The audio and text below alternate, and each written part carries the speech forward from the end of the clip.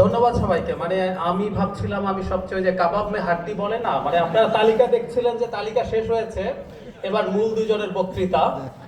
আমি উঠলাম, আমাকে দেখে বিরক্ত হবেন কিনা। ধন্যবাদ আপনাদেরকে, আপনারা বিরক্ত হননি। দু একটা কথা একটু বলি। আসলে আমার কথা বলার কিছু নাই, আমি এত কথা বলেছি। আমি হিসাব করে দেখলাম 1200 ভিডিও। আমার লজ্জাই লাগে মাঝে মাঝে, আমি এত কথা বলি কেন। মানে আমার সত্যিই তাই, মানে এই জন্য আমার মনে হয় যে সংখ্যাধিক্য ইটসেলফ আমার জন্য একটা প্রবলেম। কিন্তু আসলে বলতে ইচ্ছে হয়েছে, বলেছি। বলতে বলতে লেখা টেখা ভুলে গেছে। একসময় কলাম লিখতাম, এখন কলাম লিখি না। তো দু একটা কথা একটু যোগ করতে চাই, এবং সেই কথাটা যেটা আমি এখনো বলি নাই, আমার পকেটে একটা মোবাইল একটা ভিডিও রেকর্ড করা আছে, এটা আমি সন্ধ্যায় আপলোড করতে চাই। সেটার কন্টেন্টটা বলে ফেলি, সেটাই ভালো হবে। বাকি সব কথা বলা হয়ে গেছে। আচ্ছা, এই যে বন্যা হলো, এই বন্যায় অনেক নেগেটিভ হয়েছে। আমরা নানান রকম তথ্য খুঁজেছি, আমাদের সরকারের efficiency up to the mark ছিল কিনা, নানান কথাবার্তা আছে। একটা অসাধারণ সৌন্দর্য আছে, আপনারা খেয়াল করি। আমি একটু হাইপোথেটিকলি চিন্তা করি। আওয়ামী লীগ ক্ষমতায় আছে, শেখ হাসিনা ক্ষমতায় আছে, এই বন্যাটা হলো, এটা ঠিক এই পরিমাণ ক্ষয়ক্ষতি হলো। ক্ষয়ক্ষতি গরিব মানুষের হলো, অন্যান্য মানুষেরও হলো।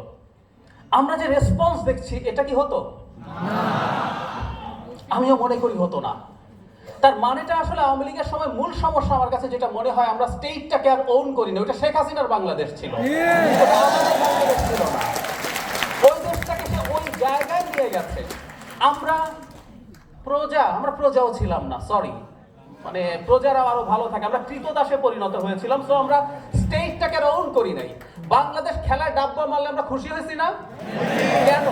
কারণ আমরা ডিসওন করতে শুরু করেছিলাম আমাদের স্টেটটা। বাংলাদেশ করাপশনে খারাপ করেছে। আমি যে কতবার এই আলোচনা করছি যে পাকিস্তানের চাইতে খারাপ, কারণ সরকার যেহেতু পাকিস্তানকে খুব সমালোচনা করে। কোন একটা র্যাঙ্কিং দিল, খুঁজে খুঁজে বাইর করতে উগান্ডা কোথায় আছে, দেখো উগান্ডা আমাদের চাইতে ভালো, সো সমালোচনা। ঘটনা হচ্ছে আমরা আসলে আমাদের স্টেটটাকে আর ওন করছিলাম না।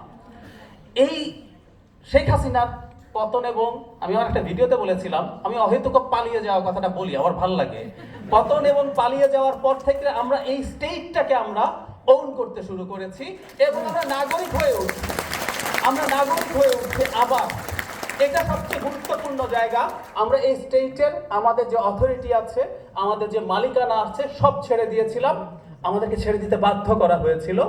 আমরা সেই জায়গাটা ক্লেম করছি যে আজকে এত সারা স্পিডবোট দিয়ে চলে গেছেন, দেখলাম কোথাও নিউজ যে ভেসে গেছেন, পড়ে গেছেন পানিতে। জানি না আমি পানিতে কি করব, কিন্তু আমি চলে গেছি। আমি গতকাল ঢাকা ইউনিভার্সিটিতে একটা আলোচনা সভায় এসেছিলাম। যাওয়ার সময় ত্রাণ নিয়ে যা করছি আমরা, অসাধারণ সব ব্যাপার আছে। এবং আমার এখানে একটা দ্বিমতের জায়গা আছে, সেটা হলো এগুলো প্রাথমিকভাবে রাষ্ট্রের দায়িত্ব। আমরা কোনো একদিন এই রাষ্ট্র দেখতে চাই, আমাদেরকে কিছু করতে হবে না। আমরা করছি, কিন্তু আমরা কিছু করবো না। রাষ্ট্রের প্রতিটা নাগরিকের দায়িত্ব রাষ্ট্র নেবে। জীবনের চেয়ে গুরুত্বপূর্ণ কিছু নাই। আমরা সেই বাংলাদেশ পার হয়ে এসেছি যেখানে একজন তথাকথিত প্রধানমন্ত্রী একটা স্টেশনে গিয়ে মায়া কান্না কাঁদেন, আর বলেন ওরা এটা ভেঙে ফেললো, গুলি করে মেরে ফেলা যেতে পারে। ওই বাংলাদেশ না। মানুষের জীবনের চাইতে মূল্যবান কোনো কিছু বর্তমান বাংলাদেশে এবং ভবিষ্যৎ বাংলাদেশে হবে না। আমরা সেটা নিশ্চিত করতে চাই। আমরা সেটা চাই, এরকম একটা বাংলাদেশ। আমি এটুকু বলে শেষ করি, অবশেষে যেহেতু আমরা নাগরিক হয়ে উঠছি, বাংলাদেশকে একটা মানবিক রিপাবলিক, আমরা গণপ্রজাতন্ত্র শব্দটা না বলি, একটা মানবিক রিপাবলিকে পরিণত আমরা করবই। শেখ হাসিনা যেহেতু পারে নাই, আর কেউ পারবে বলে আমি বিশ্বাস করি না। ধন্যবাদ।